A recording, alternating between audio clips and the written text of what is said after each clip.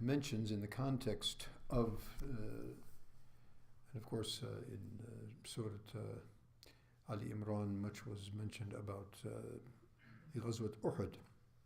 And we probably mentioned both in Sirah and also in Tafsir that after the Ghazwa Uhud and at the culmination of the Ghazwa and the culmination of the routing of the Muslim forces because of their misunderstanding of the order of Rasulullah and a sort of discrepancy, then the help of Allah was detracted and the tables were turned where Muslims were winning, and then they came to suffer severe losses of 70 shuhada and 70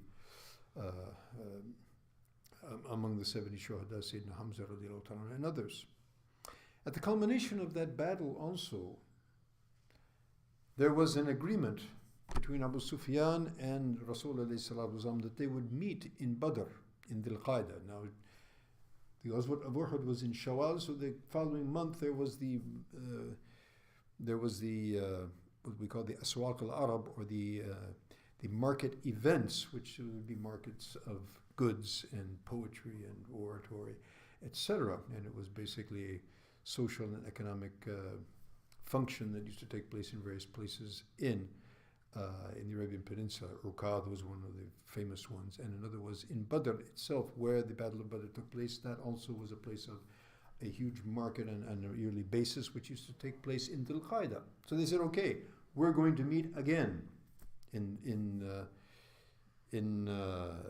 the Suq of Badr, and at that time, so that everyone could again, witness.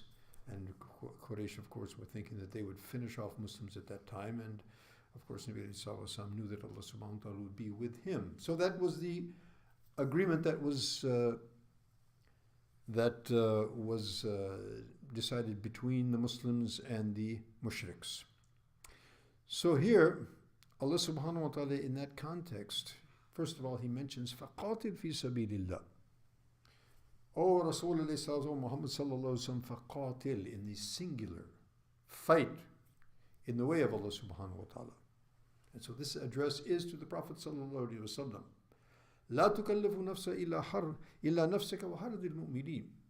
So you stand up and perform jihad, whether anyone joins you or not. At the same time, Allah subhanahu wa ta'ala does not give the human being a burden more than what he can bear.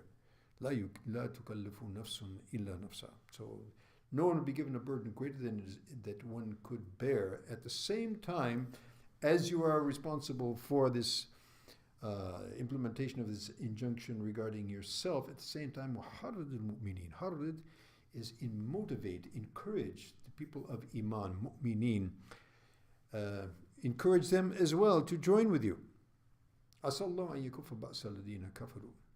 So perhaps Allah subhanahu wa ta'ala will hold back or restrain the strength or the power and might of the people of kufr. And Allah subhanahu wa ta'ala is quite capable of doing whatever He likes.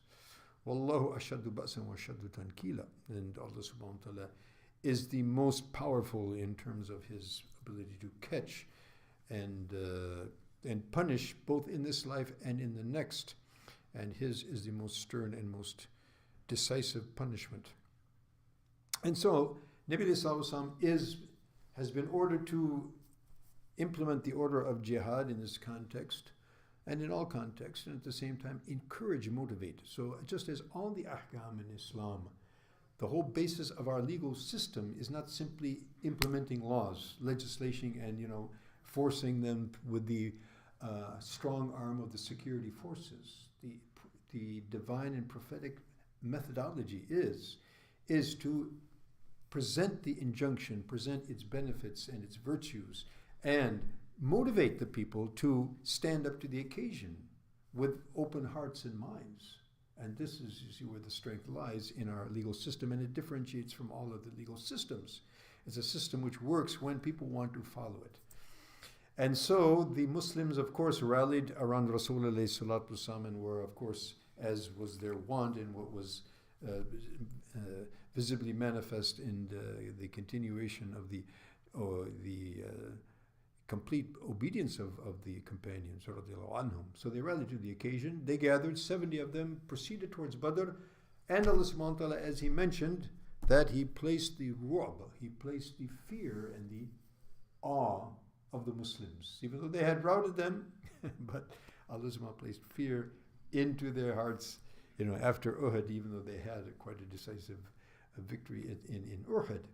However, they failed to show up in Badr, and other ayats also point to the fact that, and narrate the event that the Muslims came with full willingness and full preparedness to face whatever contingency the mushriks would put in front of them.